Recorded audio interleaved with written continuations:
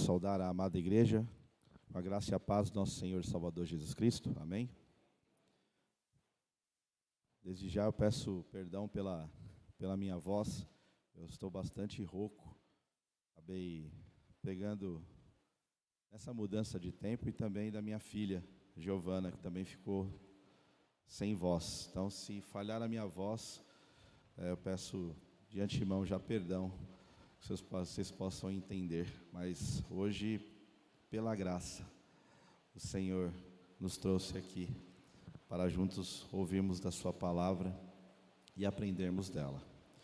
Quero convidar nossos amados irmãos a abrirem suas Bíblias na carta de Paulo aos Gálatas, capítulo 1, do versículo 1 ao versículo 9.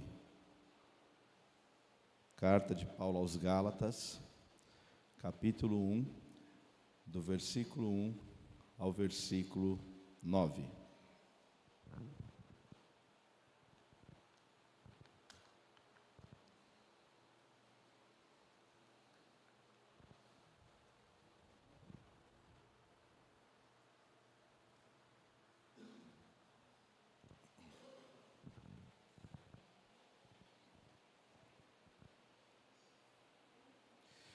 Diz assim a palavra de Deus: Paulo, apóstolo não da parte de homens, nem por intermédio de homem algum, mas por Jesus Cristo e por Deus Pai, que o ressuscitou dentre os mortos, e todos os irmãos, meus companheiros, as igrejas da Galácia.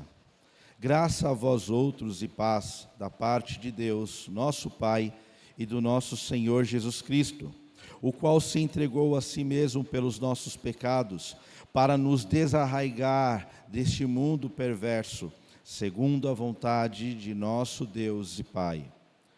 A quem seja a glória pelos séculos dos séculos. Amém. Admira-me que estejais passando tão depressa daquele que vos chamou na graça de Cristo para outro evangelho, o qual não é outro senão que há alguns que vos perturbam e querem perverter o evangelho de Cristo.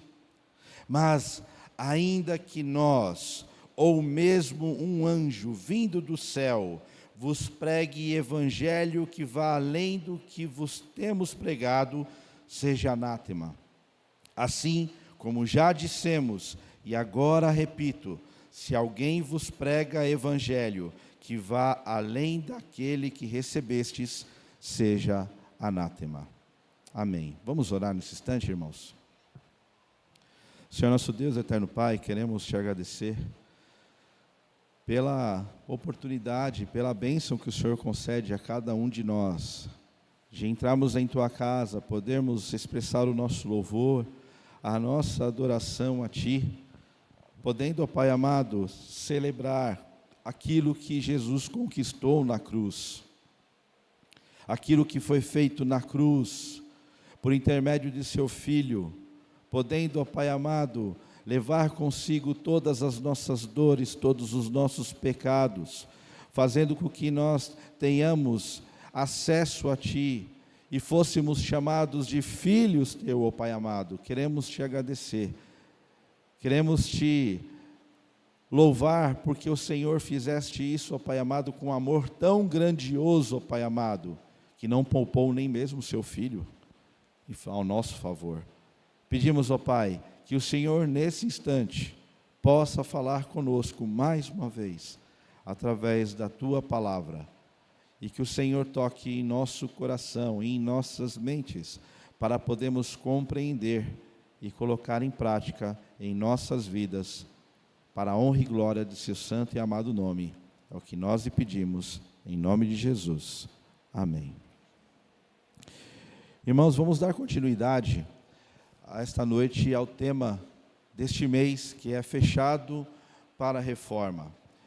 Dessa vez, depois de termos falado nos últimos 3 domingos sobre o tema, esse tema no Velho Testamento. O pastor trouxe aqui textos do Antigo Testamento, onde foram tratados aqui a temática da reforma.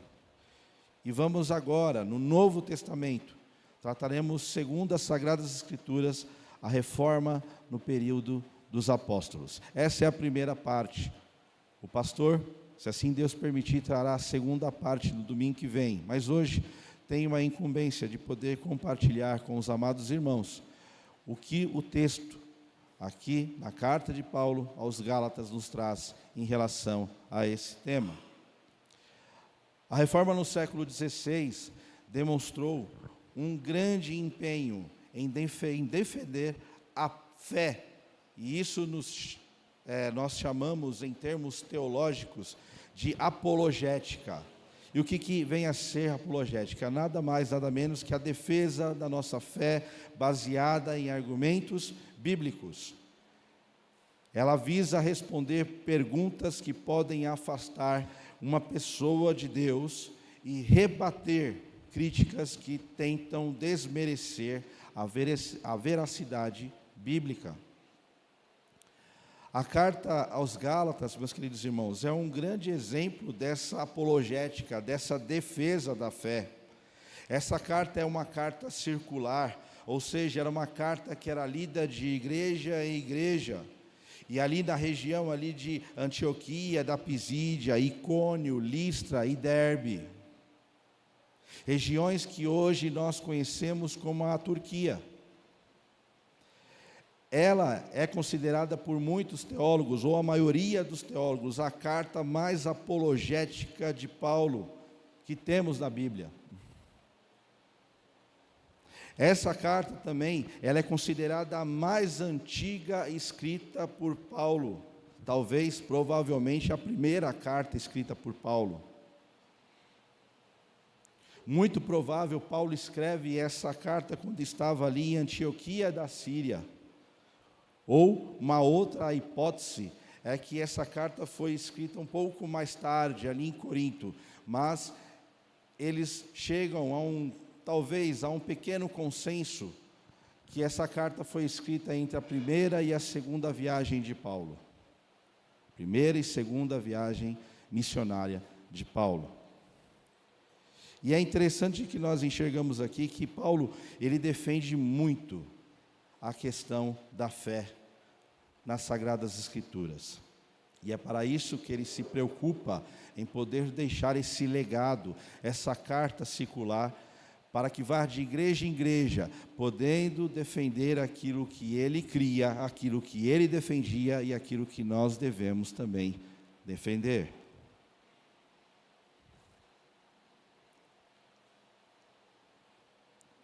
Uma coisa que é bastante interessante quando nós lemos a carta de Paulo aos Gálatas,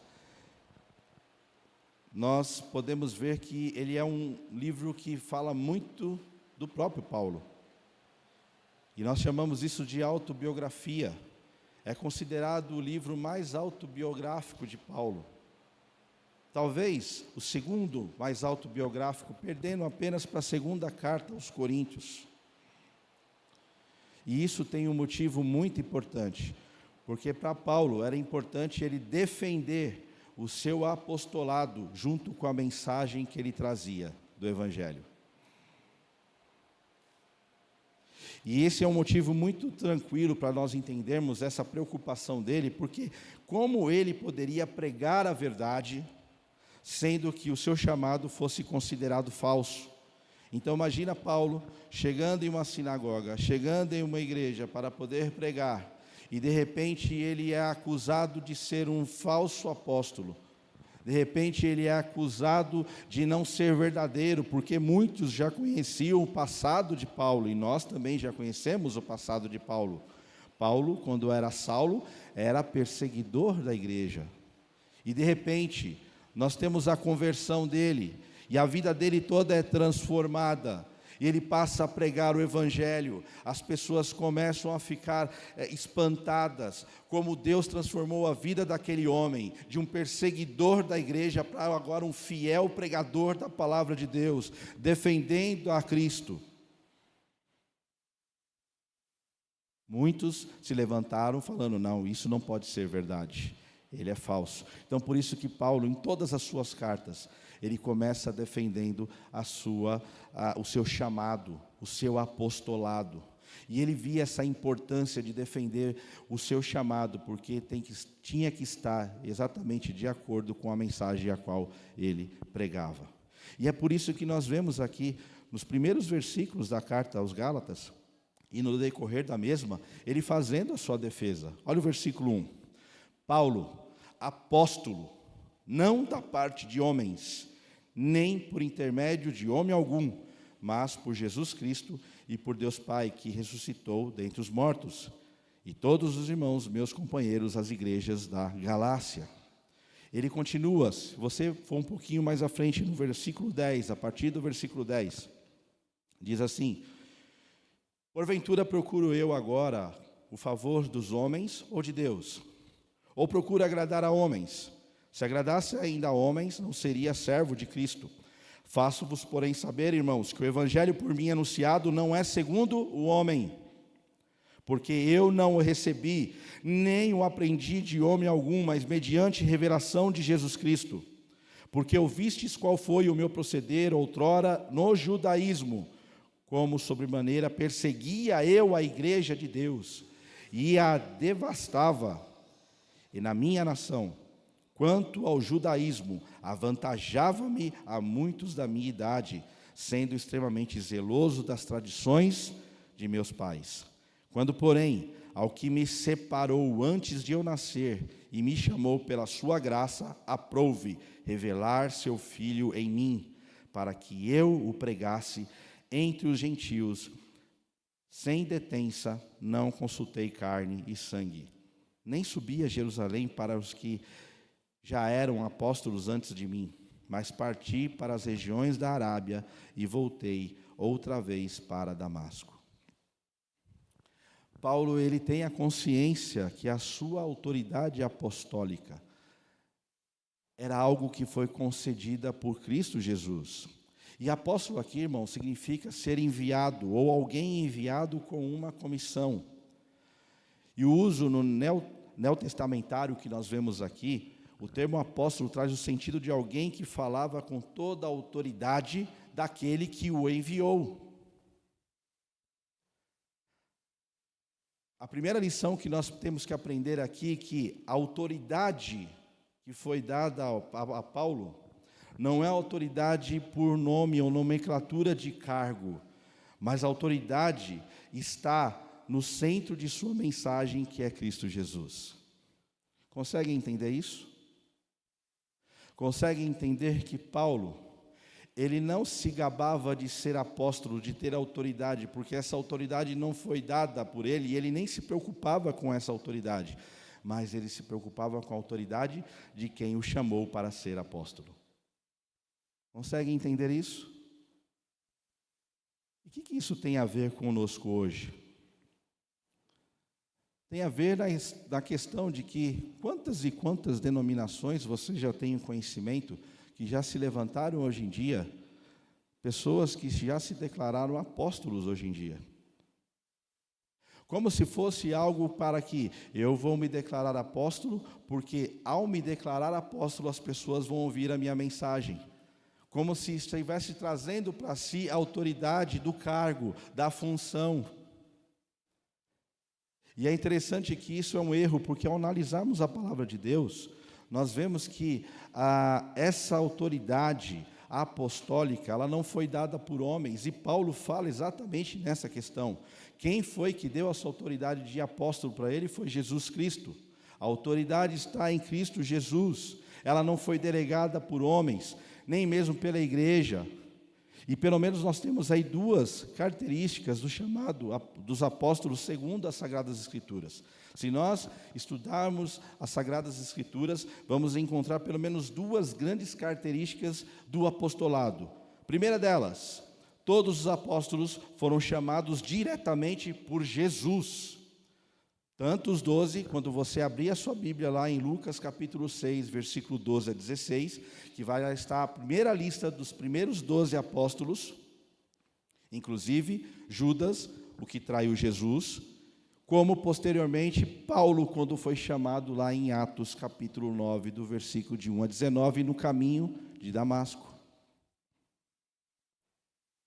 E é interessante aqui, é que Saulo, quando ele é chamado e tem a sua vida transformada no caminho de Damasco, lá em Atos capítulo 9, ele começa a pregar em Damasco, causa um grande espanto. Depois você confere esse texto, eu peço para que você confere esse texto.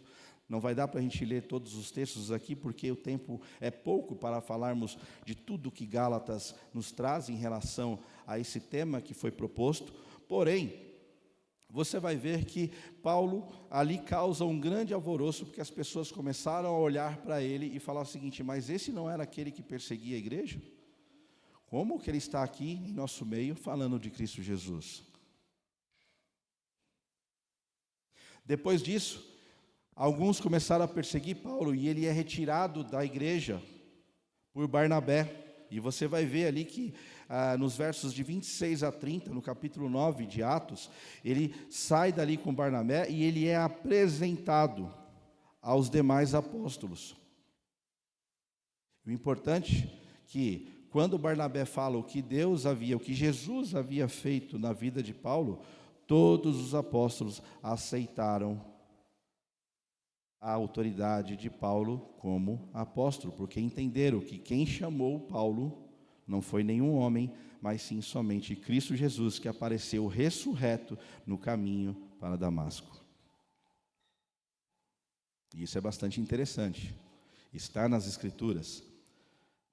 Outra característica importante: os apóstolos tinham de ser testemunhas daquilo que Jesus havia feito durante todo o tempo em que esteve em seu meio. Olha só que interessante. Eles tinham que ser testemunhas pessoais de sua morte e ressurreição.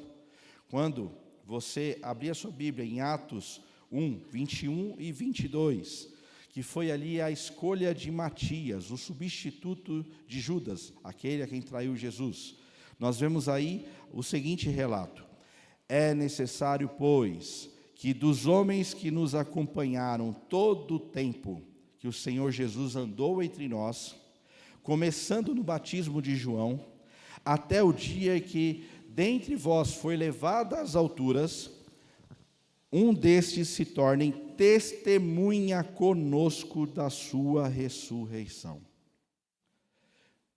Então essas são as duas características do apostolado.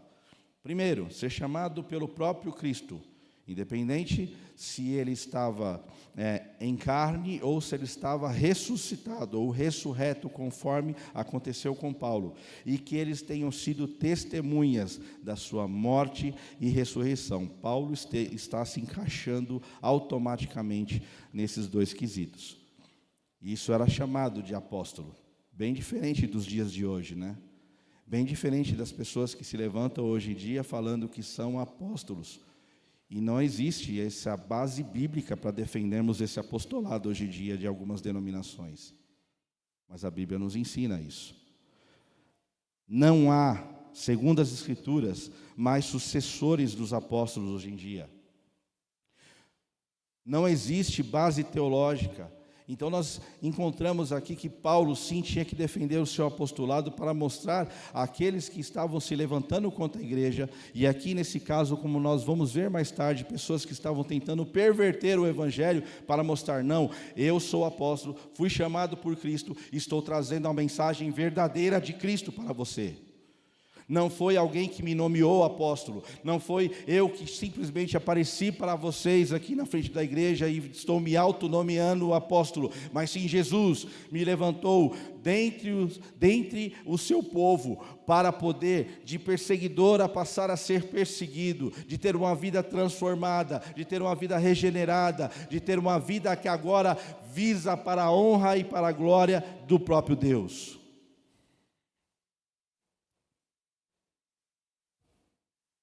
Por isso, essa mensagem vem direto de Cristo, não do homem. Mas também nós vemos no texto, meus irmãos, que Paulo reconhece que seu chamado e salvação não foi mediante as suas próprias forças, mas sim mediante a Cristo, segundo a vontade de Deus, a quem é dada toda a glória. Olha como ele termina a sua saudação, a partir do versículo 3. Graças a vós outro e paz, da parte de Deus, nosso Pai, e do nosso Senhor Jesus Cristo, o qual se entregou a si mesmo pelos nossos pecados, para nos desarraigar deste mundo perverso, segundo a vontade de nosso Deus e Pai, a quem seja a glória pelos séculos dos séculos. Amém. Eu tive a oportunidade, eu não sei quem já abriu o seu WhatsApp com o grupo da igreja. Antes de começar o culto, eu fiz questão de tirar uma foto de um quadro ali na sala pastoral, que está ali os 5 solas, que é defendido pela Reforma Protestante. E não foi por acaso que eu fiz isso, foi para que nós lembrássemos, porque nós vamos falar muito desses solas aqui hoje. A Reforma Protestante no século XVI teve a construção, através de Martinho Lutero, desses princípios, dando origem ao conhecido 5 solas. Na semana passada tivemos a oportunidade, através do sermão que o pastor nos trouxe, de observarmos o sola Escritura, que é o somente a Escritura. Somente a Escritura que nos norteia em relação à vontade de Deus, ao seu povo, quanto a obedecê-lo e a adorá-lo. E nós fomos exortados a buscar através das Escrituras como que Deus quer ser adorado no meio do seu povo no sermão passado. Tenho certeza que você foi impactado por essa mensagem. E esse foi um dos solas defendido na Reforma Protestante. Nessa parte do texto, nós conseguimos enxergar pelo menos mais outros 2 solas. Solos Christus, ou seja, somente Cristo. Somente Cristo é o nosso mediador, e por intermédio dele é que nossos pecados foram perdoados na cruz. Pois ele mesmo se entregou a nós. Apenas o seu sacrifício foi suficiente para aplacar a ira de Deus a este mundo em relação aos seus escolhidos. Por isso que ele usa o termo desarraigar deste mundo. Quando Cristo morreu na cruz pelos nossos pecados, a intenção dele é fazer um povo separado, como cantamos aqui agora, uma raça eleita, um sacerdócio real, uma nação santa, um povo de propriedade exclusiva de Deus. Nós fomos desarraigados desse mundo, ou seja, nós fomos tirados desse mundo, e agora fazemos parte desse povo, que é um povo celestial. Essa é a intenção, e somente Cristo pôde fazer isso.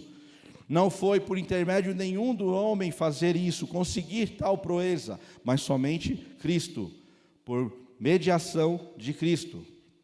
O segundo sola que nós encontramos aqui é o soli deu glória, ou glória somente a Deus. Olha como ele termina o versículo 5. A quem seja dada a glória pelos séculos dos séculos. Amém.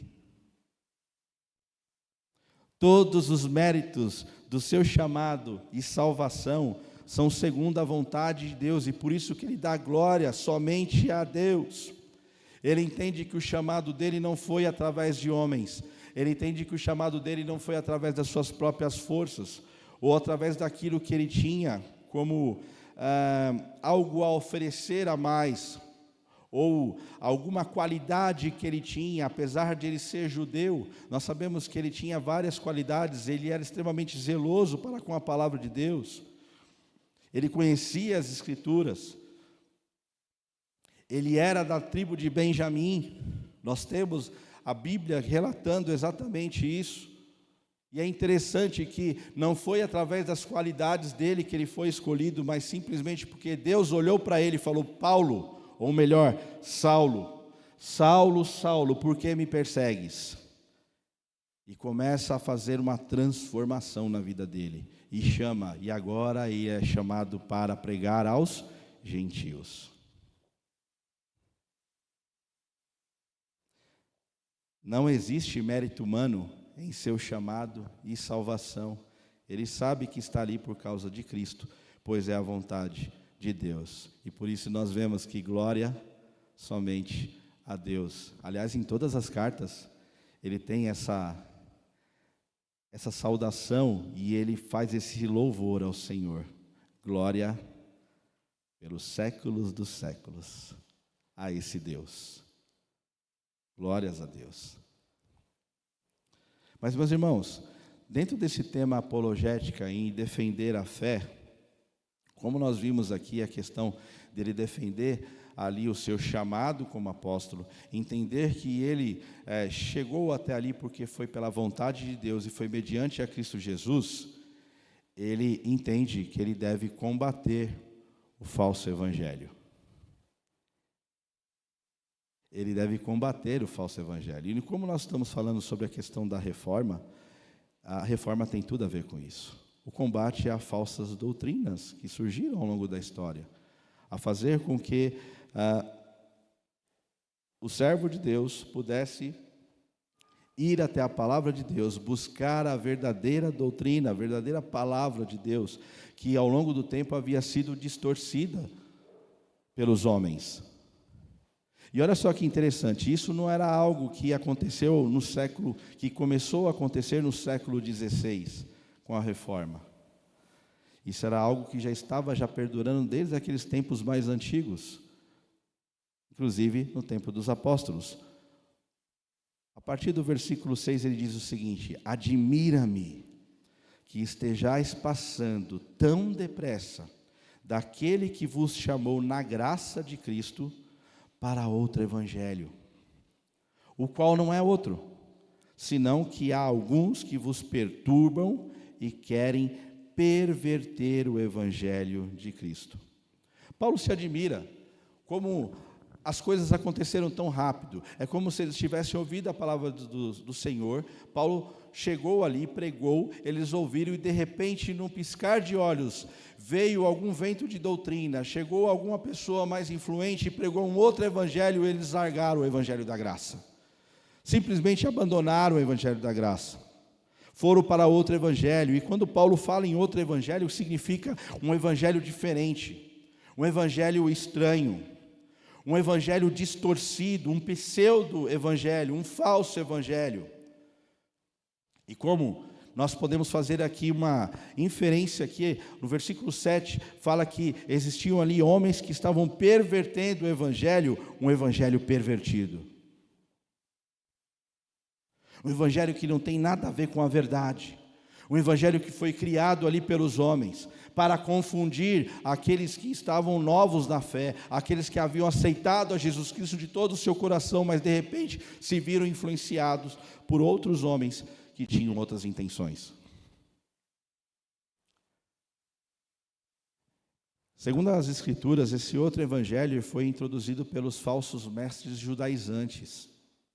Se você abrir a sua Bíblia, em Atos, capítulo 15, versículo 1, diz o seguinte: alguns indivíduos que desceram da Judéia ensinavam aos irmãos: se não vos circuncidardes, segundo o costume de Moisés, não podeis ser salvos. Se você não se circuncidar, mesmo você sendo gentil, você não se circuncidar, você não vai ser salvo. E este era o ensinamento desses judaizantes que surgiram naquela época. Judaizantes radicais. E o que era a questão da circuncisão? A circuncisão nós sabemos que era precisamente um ato realizado no Antigo Testamento, baseado na lei mosaica, que descrevia como símbolo distintivo do povo de Deus. Era uma marca que era feita na criança, no menino, no seu 8º dia de vida. Todo menino, aos 8 dias de sua vida, deveria ser circuncidado. E assim, segundo a lei de Moisés, isso significaria que ele fazia parte do povo de Deus. Mas eles não entendiam que a lei, ela tinha um significado ali para que eles pudessem pensar no mais profundo, não no mero ato em si, mas tinha um significado muito mais profundo do que uma mera marca. Mas os judaizantes falaram o seguinte: não, se você crê em Cristo, ótimo, beleza, mas você não vai ser salvo enquanto você não for circuncidado. Eles estavam querendo incorporar a salvação em Cristo, a prática, o rito da circuncisão, ou seja, só é válido a sua salvação se você ser circuncidado, ou seja, você crê, ótimo, bom para você que você crê em Cristo, mas você não vai para o céu, não vai ser salvo se você não for circuncidado, e você precisa fazer isso, se não fizer isso, você não vai ser salvo. Era essa a doutrina, uma doutrina estranha, porque quando Jesus chama os seus discípulos e chama para a grande comissão, ele fala para ir de pregar o evangelho a toda criatura, e fala, ide por todo mundo, pregar o evangelho a toda criatura, batizando-os em nome do Pai, do Filho e do Espírito Santo, ensinando-os a guardar todos os mandamentos. Interessante, que quando Jesus manda a comissão, não manda ninguém circuncidar ninguém, ele manda batizar. E isso ocorreu no próprio ministério de Paulo, no próprio ministério de Pedro também, quando foi pregar e pregou aos gentios, muitos ali creram a princípio e foram batizados. Não houve a necessidade ou a obrigação de circuncidar.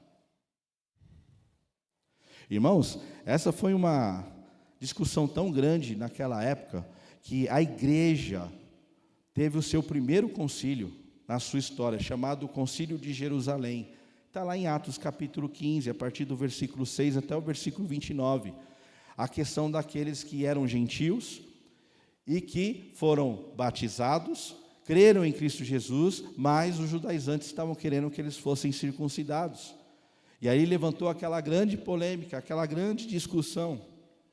Esse assunto foi tão acirrado que mais tarde a gente enxerga aqui na própria carta de Gálatas, no capítulo 2, do versículo 11 ao versículo 14, que até mesmo Pedro teve que ser repreendido por Paulo, por consequência dessa situação, dessa influência dos judaizantes radicais daquela época, com relação a circuncidar ou não um gentio. Olha só o que diz, capítulo 2, versículo 11 até o versículo 14. Quando, porém, Cefas é Pedro, veio a Antioquia, resisti-lhe face a face, porque se tornara repreensível. Com efeito, antes de chegarem alguns da parte de Tiago, comia com os gentios. Quando, porém, chegaram, afastou-se e, por fim, veio a apartar-se, temendo os da circuncisão.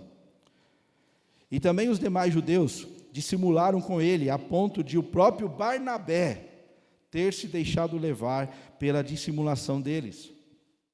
Quando, porém, vi que não procediam corretamente segundo a verdade do Evangelho, disse a Cefas, na presença de todos, se sendo tu judeu, vives como judeu e não como gentil e não como judeu, por que obriga os gentios a viverem como judeus?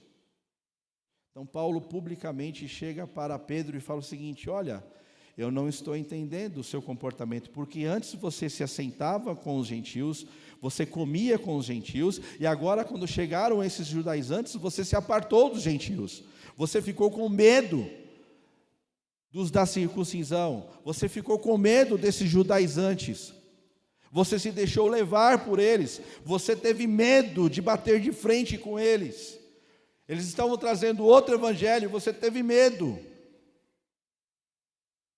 E é interessante que Paulo fala assim que Pedro, ele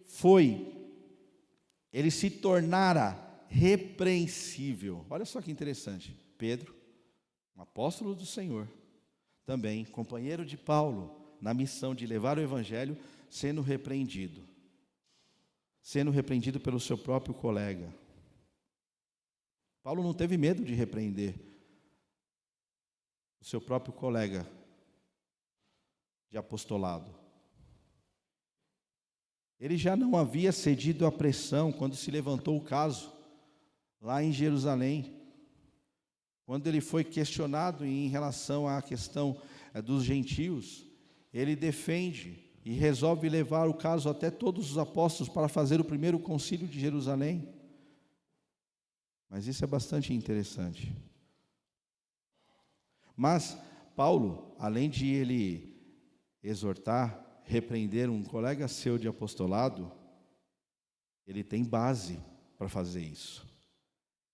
E ele começa a mostrar que a justificação não é por obras da lei, e sim mediante a fé em Cristo Jesus. Gálatas capítulo 2, versículo 15 a 21. Me acompanhem. Nós, judeus, por natureza e não pecadores dentre os gentios, sabendo, contudo, que o homem não é justificado por obras da lei, e sim mediante a fé em Cristo Jesus. Também temos crido em Cristo Jesus para que fôssemos justificados pela fé em Cristo, e não por obras da lei, pois por obras da lei ninguém será justificado. Mas se procurando ser justificados em Cristo, fomos nós mesmos também achados pecadores. Dar-se-á caso de ser Cristo ministro do pecado?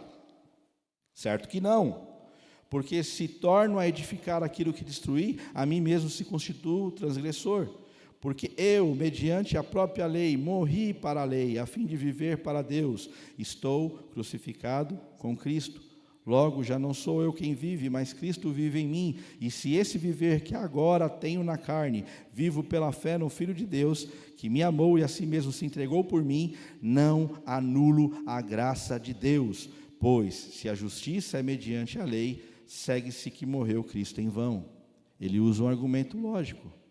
Se Cristo então morreu, e se de fato eu sou justificado pela lei, então Cristo morreu em vão. Ele não precisaria dele ter morrido por mim. É só eu cumprir a lei. Só que existe uma grande questão.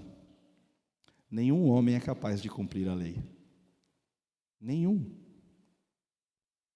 E os judeus estavam nessa paranoia de querer justificar a sua salvação através de seus atos.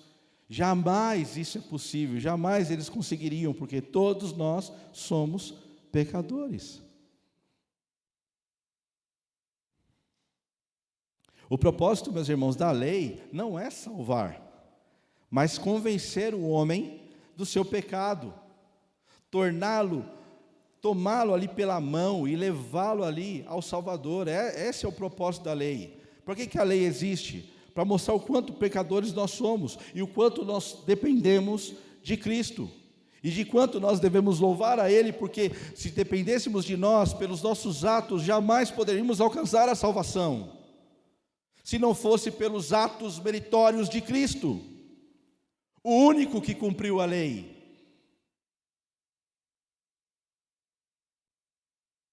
Esse é um maior motivo do nosso louvor e da nossa adoração, sabermos que nós somos pecadores, somos falhos, chegamos diante do Senhor com as nossas mãos manchadas pelo sangue do Cordeiro, por causa dos nossos pecados, e saber que de fato Cristo morreu para levar consigo todos os nossos pecados, e termos agora acesso a Ele, termos acesso ao Pai por causa de Cristo.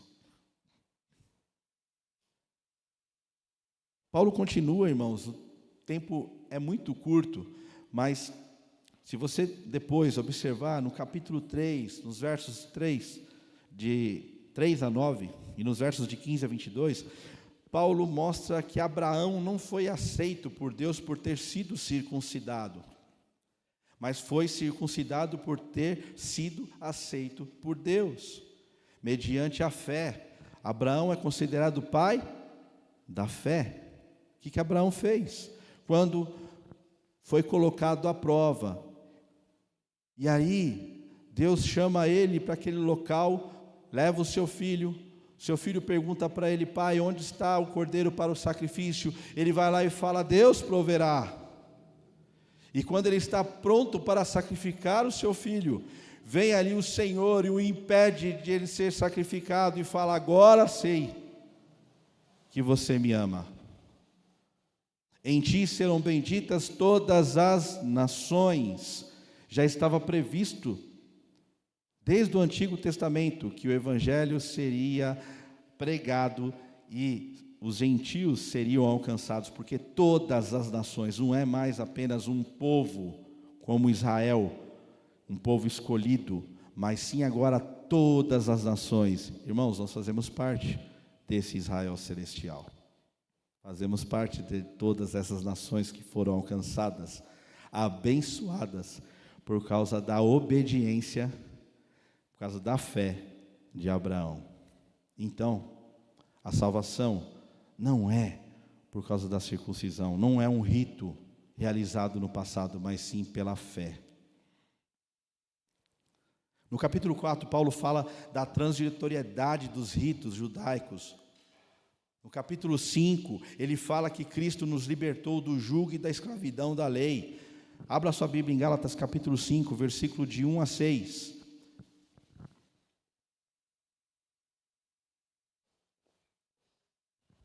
Diz assim: para a liberdade foi que Cristo nos libertou.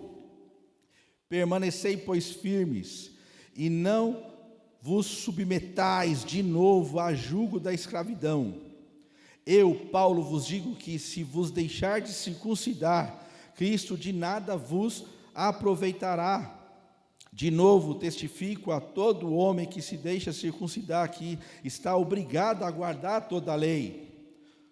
De Cristo vos desligastes, vós que procurais justificar-vos na lei, da graça decaístes, porque nós, pelo Espírito, aguardamos a esperança da justiça que provém da fé.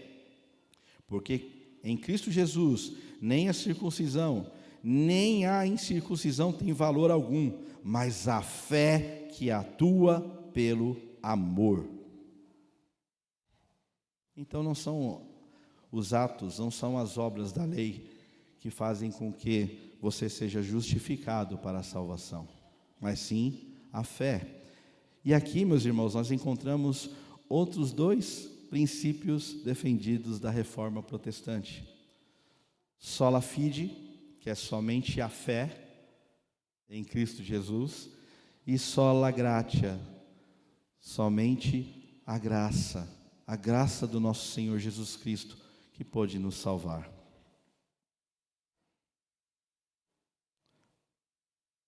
Voltando, meus irmãos, ao nosso texto base, Paulo, nos versículos 8 e 9 do capítulo 1, diz o seguinte: mas, ainda que nós, ou mesmo um anjo, vindo do céu, vos pregue evangelho que vá além do que vos temos pregado, seja anátema.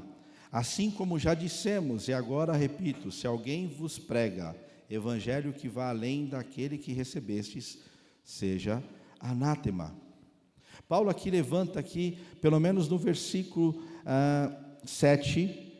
versículo 8, ele levanta aqui, hipoteticamente aqui, duas questões, duas hipóteses aqui, ele levanta aqui na realidade, né? Ainda que surjam ali pessoas como nós, tá? E aqui ele está se referindo a ele como um enviado do Senhor. E ele fala o seguinte, né? Ainda que surjam outros apóstolos, ou um anjo vindo do céu, e preguem outro evangelho, sejam eles amaldiçoados, ou sofram nas mãos do Senhor, por levar o seu povo ao erro.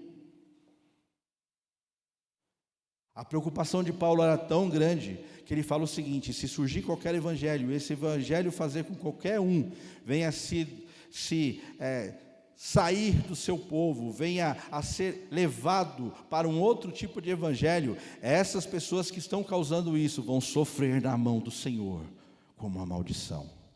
O peso da mão do Senhor para os falsos profetas, tão falados em Apocalipse, tão falado em textos apocalípticos, né, na Bíblia, sobre os falsos profetas, e nós estamos vendo que o mundo está cheio deles. Eles vão sofrer na mão do Senhor, por levar os seus ao erro.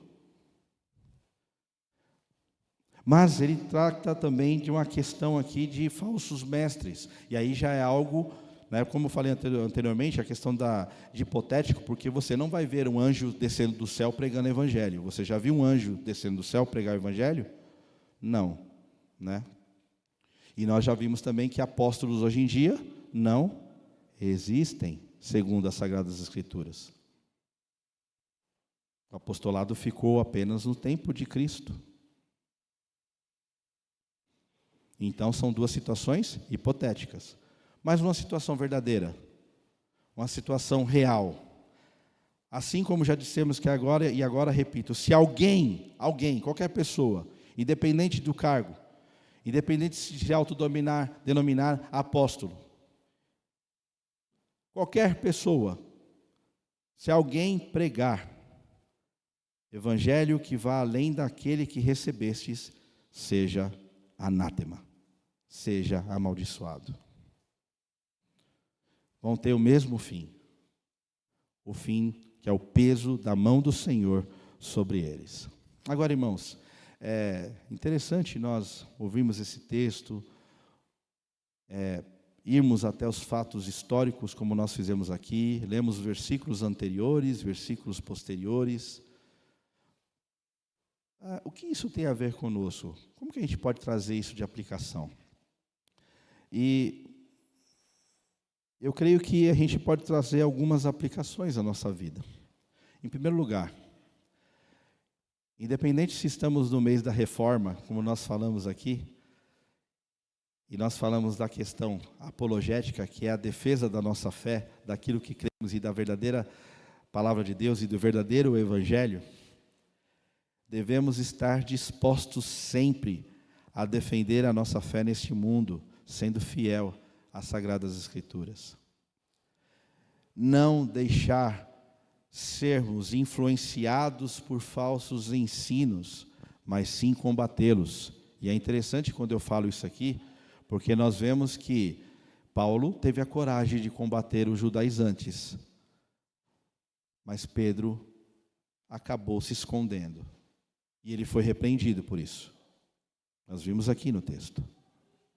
E isso é bastante interessante, porque muitas vezes a nossa fé vai ser provada. E aí, quando eu falo, não é em relação às coisas da vida, mas sim quando alguém chegar e começar a perguntar das Sagradas Escrituras para você, o que você vai responder? O que nós vamos responder daquilo que cremos, daquilo que nós servimos, daquilo que nós tanto defendemos em nossa vida? Será que nós de fato temos a palavra de Deus em nosso coração, em nossa vida, para quando nós enxergarmos um erro aí fora, nós combatermos esse erro e temos coragem de fato de se levantar, independente de quem se levante, falando um outro evangelho, mostrando um outro evangelho, defendendo um outro evangelho, e você como servo do Senhor, o que tem feito? Nós como temos combatido os falsos profetas neste mundo?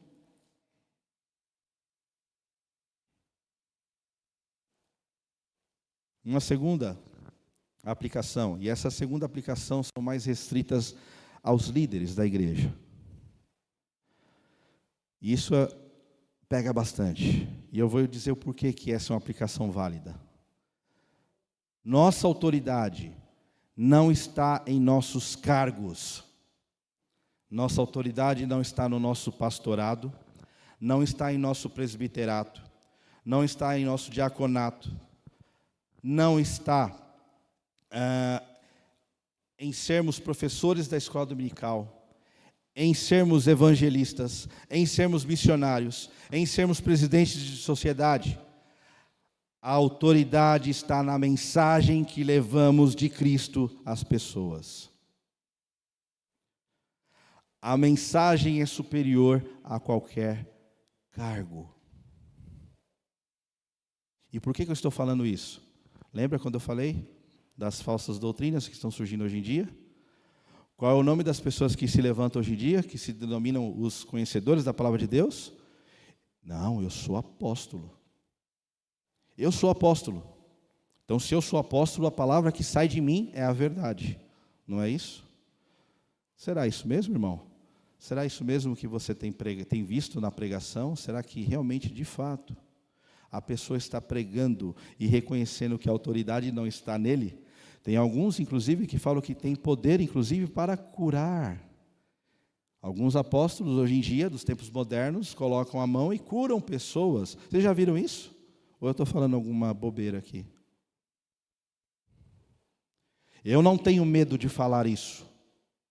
Eu não tenho medo de falar contra os falsos mestres. de falar como esses falsos apóstolos que surgiram nesses tempos atuais. Porque Paulo me mostra que eu não devo ter medo dessas pessoas, eu devo combater essas pessoas. Muitos estão sendo enganados aí fora, muitos estão sendo levados para o inferno com um falso evangelho, e nós estamos fazendo o quê para isso não acontecer? Para que isso não aconteça, devemos pregar a verdade. A verdade. Então, a mensagem é superior a qualquer cargo. Isso tem que ficar muito claro para quem é líder da igreja. Não devemos achar que meramente o cumprimento de certos ritos ou cerimônias nos credenciam a sermos salvos. Ou seja, você acha que o fato de você fazer algo, que é um rito dentro da igreja, significa que você já é salvo, você não precisa se preocupar mais nada. Quer ver alguns exemplos? Você conhece pessoas que são dizimistas fiéis, porém levam a vida longe das Sagradas Escrituras? De que adianta então você ser dizimista fiel, mas o seu coração está longe de Deus? Aliás, algo que a gente deve refletir também, o fato que, por que Deus constituiu essa questão de nós sermos dizimistas a Ele? Para que de 100% daquilo que Ele nos concede, nós temos que demonstrar a nossa fidelidade em 10%, devolver a Ele. Para quê? Para demonstrar gratidão a Ele. Você é grato pelo salário que você recebe? Ou você reclama pelo salário que você recebe? Já pararam para pensar nisso? Ou você não entende que o dízimo, além da manutenção da obra do Senhor, é para ajudar aqueles que estão precisando, os necessitados. Você já parou para agradecer ao Senhor? Senhor, obrigado pelo meu salário. Estou devolvendo aqui 10% daquilo que o Senhor me deu. Segundo a tua palavra, me ensina lá em Malaquias 3:10. Para que o Senhor possa abençoar pessoas que estão passando por dificuldade. Para que a sua obra continue. E eu estou grato pelo aquilo que o Senhor me deu. Você já orou ao Senhor dessa forma? Ou você pensa daquela seguinte maneira, né? Não, eu sou dizimista fiel a tal ponto que na minha conta o dízimo é igual financiamento de casa, né? Sabe como que é o financiamento da Caixa Econômica? Eu tinha esse tipo de financiamento, né? Ele caía em débito automático. Olha que maravilha, né? Chegava lá, colocava em débito automático, aí caía o meu salário e de repente saía a parcela da casa, e eu nem via. Mas eu estava despreocupado. Minha casa está paga, estou fazendo a minha parte. Muitas pessoas pensam que dar o dízimo é assim. E acabam falando o seguinte: não, eu sou salvo, porque eu sou dizimista fiel. Mas a sua vida está longe de Deus. Nem agradece pelo aquilo que Deus te deu. Nem procura na sua vida se acertar com Deus nas coisas que são as coisas mais insignificantes, que precisam ser consertadas na sua vida, mas você é legalista ao dar o dízimo. Esse é um exemplo. Quer ver outra situação?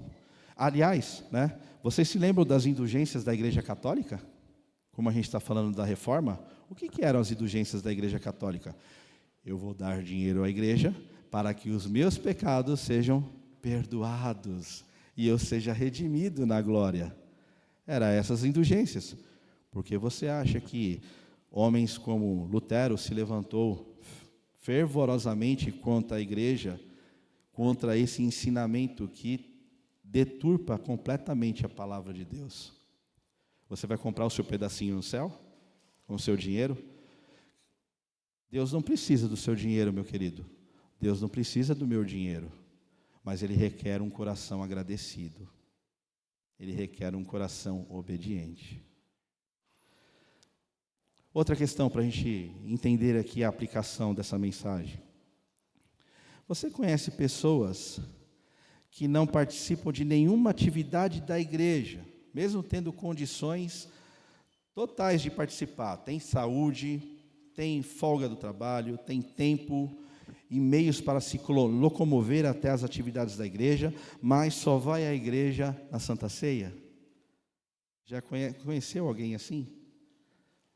Não, mas é o seguinte, eu sou salvo, eu não posso perder a Santa Ceia. De fato, você não pode perder a Santa Ceia, mas você não pode perder nenhuma atividade da igreja.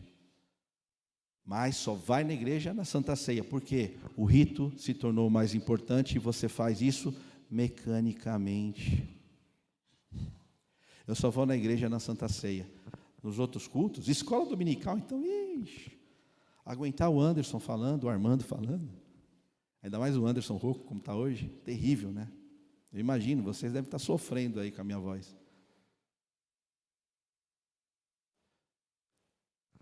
A Santa Ceia, o significado desse rito é a nossa comunhão com o povo de Cristo.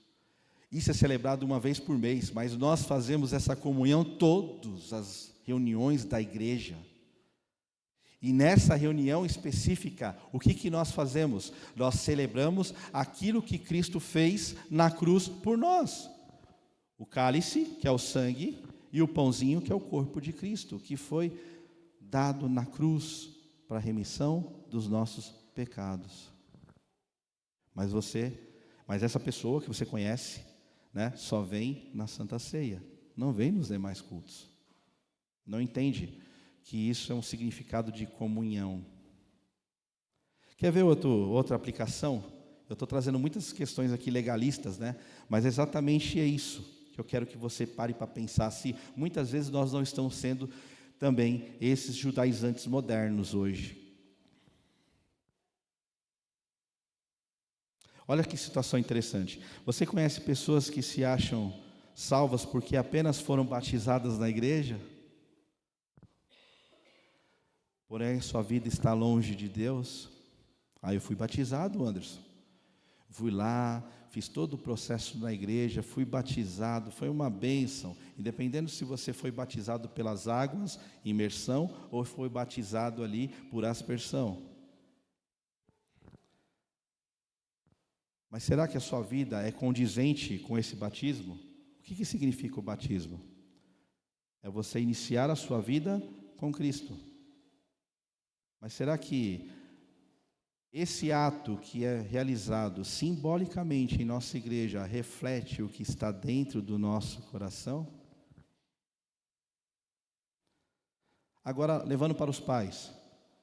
Mas eu levei o meu filho para batizar na igreja, desde pequeno, foi batizado, ok, já fiz a minha parte. Será que é isso mesmo? Porque a função do pai é ensinar a criança o caminho que deve andar. Isso se perdura por toda a nossa vida, a nossa responsabilidade de cuidar dos nossos filhos. Não é só simplesmente trazer para o culto e, pastor, batiza o meu filho. Só que se esquece do essencial. O batismo significa a nossa entrada, a nossa vida em comunhão com Cristo.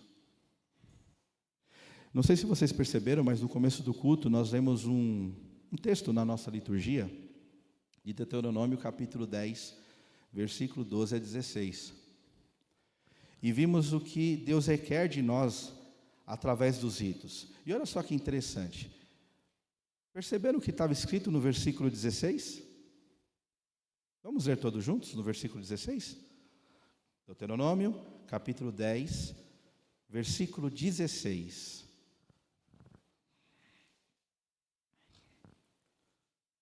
Vamos ler todos juntos? Circuncidai, pois, o vosso coração, e não mais endureçais a vossa cerviz. Moisés aqui está pedindo para você fazer uma cirurgia cardíaca. Eles sabiam muito bem o que é circuncidar. Eles sabiam muito bem que aquela lei foi dada por Moisés e que a criança deveria ser circuncidada ao 8º dia de vida. Mas aqui ele vai muito mais a fundo, que é a interpretação da lei. Não é simplesmente o ato em si, há algo que você faz de forma visível para representar algo invisível no seu coração. Aqui ele está falando o seguinte, que você deve colocar a sua vida, circuncidar a sua vida, o seu coração, para que você não mais endureçais a vossa cerviz. Paulo não está falando aqui para você ter uma cirurgia cardíaca. Paulo está falando aqui para que você entenda e compreenda qual o significado da lei. Circuncidai o vosso coração. Como a gente não circuncida, né?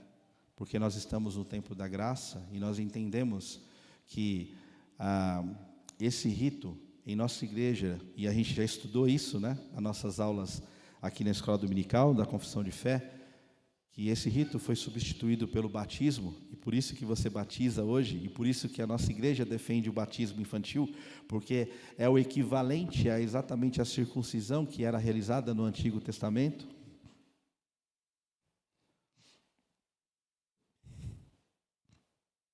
É a mesma coisa, você batizou a sua cabeça, você saiu daqui com a cabeça molhada, o seu cabelo molhado, mas e o seu coração? O seu coração foi imerso na água santificadora do Espírito Santo de Deus? Troque essa palavra circuncidai por batizai o vosso coração, e não mais endureçais a vossa cerviz. Esta é a vontade de Deus para com a sua vida. Irmãos, nós precisamos refletir em nossas vidas e vasculhar em quais áreas, ou se todas as áreas, precisam desta reforma em nossas vidas. Viu como essas aplicações, eu creio que vocês ficaram surpresos com essas aplicações, mas eu posso garantir que eu fiquei mais surpreso ainda quando eu estava estudando a palavra do Senhor, porque muitas vezes passa desapercebido. Nós falamos da questão da reforma protestante, mas parece que a reforma protestante é algo tão longe, e nós vamos comemorar agora, no mês de outubro, somente agora nós vamos nos preocupar em defender a nossa fé. Nós temos que nos preocupar em defender a nossa fé sempre, constantemente, para que nós não sejamos enganados por falsos profetas, porque o Senhor pagou um alto preço pelas nossas vidas. Nós fomos desarraigados desse mundo por intermédio de Cristo Jesus. Irmãos, curva a sua fronte nesse instante. Eu não sei o quanto essa palavra mexeu com você esta noite, mas eu quero lhe dizer, meu querido irmão, que o Senhor nos chamou para a sua honra e para a sua glória. E por isso que é tão importante nós entendermos aquilo que Ele requer de nós através das suas sagradas Escrituras. Não foi à toa que Ele levantou homens do passado para defender os princípios da nossa fé, como sola fide, sola gratia, solus Christo, sola Escritura, e só lhe deu glória. Exatamente porque esse é o cerne da mensagem que encontramos nas Sagradas Escrituras e que não podem ser apagados de forma alguma. E isso nos faz lembrar que nós temos uma responsabilidade muito grande como servos de Cristo nesse mundo. Precisamos, além de defender a fé, buscar através dos nossos atos, buscar através da nossa vida, vivermos de acordo a esse chamado que o Senhor nos fez. O Senhor nos chamou para ter uma vida de santidade, assim como Ele é santo, mas entendendo que nós, pelas nossas falhas, pelos nossos pecados, nós somos limitados, e se não fosse a graça, a misericórdia dEle, jamais seríamos salvos, porque a salvação não é pelas obras da lei, mas sim pela graça. Ó Senhor, nos ajude, nos abençoe, Pai, para que possamos compreender essa mensagem e que não fique apenas nesse mês de outubro, quando comemoramos o dia da reforma, mas que precisamos, ó Pai amado, a cada instante, rever em nossas vidas o que precisa ser reformado. se é o nosso casamento, se é o nosso emprego, se é a nossa conduta como pais, se é a nossa conduta como servos de Deus nesse mundo, para que o Teu nome seja glorificado. Seja conosco, ó Pai, nos ajude, precisamos de Ti. É o que nós lhe pedimos e agradecemos, em nome de Jesus. Amém.